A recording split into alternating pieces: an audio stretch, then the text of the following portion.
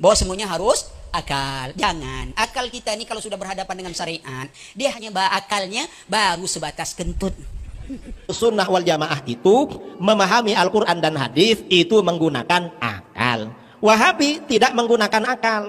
Saya tanya pada dia, mengapa istawa muhkamat? Kata dia, karena di dalam Al-Quran disebut 6 kali. Gak ada seperti itu. Kalau alasannya banyak-banyakan, istawa memang 6 kali. Tetapi ayat Al-Quran yang membicarakan tentang akal di dalam Al-Quran dihitung ada sekitar 36 kali.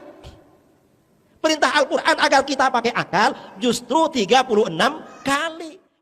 Selalu mengandalkan akal.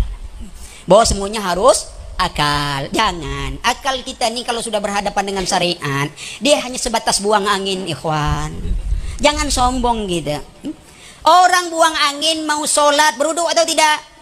Yang dicucinya tempat buang anginnya atau enggak tahu wudu? Anggota wudu. Yang menyuruh anggota wudu akal atau syariat? Syariat. Ketika bab buang angin, akal harus tunduk pada syariat. Lalu bagaimana bab alam semesta ini? Akal ingin mendahului syariat. Maka itu saya bilang orang filsafat, otaknya akalnya baru sebatas kentut. Kalau dihadapkan dengan syariat. Tuh, jangan semua Allah ini kebenaran Islam mutlak. Jadi tak bisa diakal-akali. Oh, akal ini saya diberi pikiran, kita harus berpikir. Enggak. Allah, wa in tanazatum fi syai'in faruddu ila Allah. Kau berbeda pendapat dan kembali kepada Allah. Selesai urusan. Apa betul Ahlus Sunnah wal Jamaah mendahulukan akal daripada dalil Al-Quran dan Sunnah? Ini fitnah atau Wahabi pandai-pandai aja ya? Ahlus Sunnah wal Jamaah itu tidak mendahulukan akal daripada nas Al-Quran dan hadis. Yang betul bagaimana? Ahlus Sunnah wal Jamaah itu memahami Al-Quran dan hadis itu menggunakan akal. Wahabi tidak menggunakan akal. Mengapa begitu? Ini Wahabi.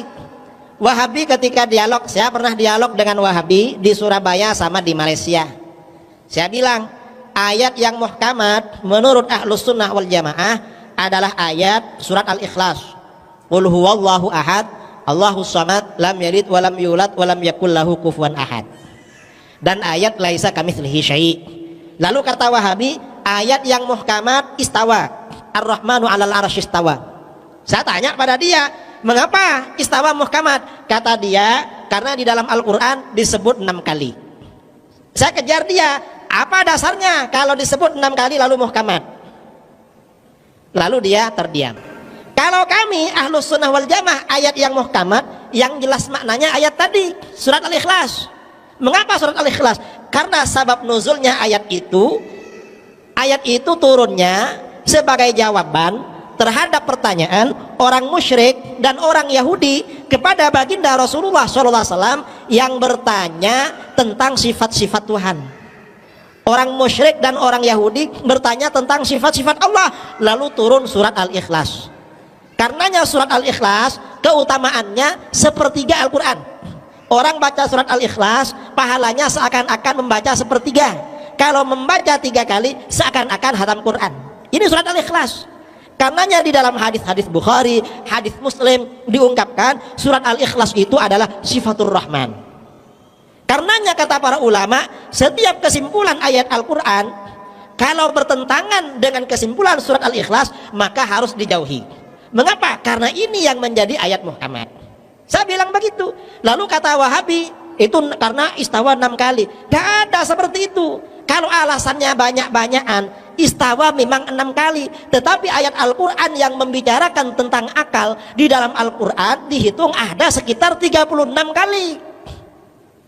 Perintah Al-Quran agar kita pakai akal justru 36 kali. Nah, kalau kita gak pakai akal berarti kita meninggalkan perintah 36 ayat Al-Quran. Jadi begitu. Wahabi itu ya gak ngerti itu.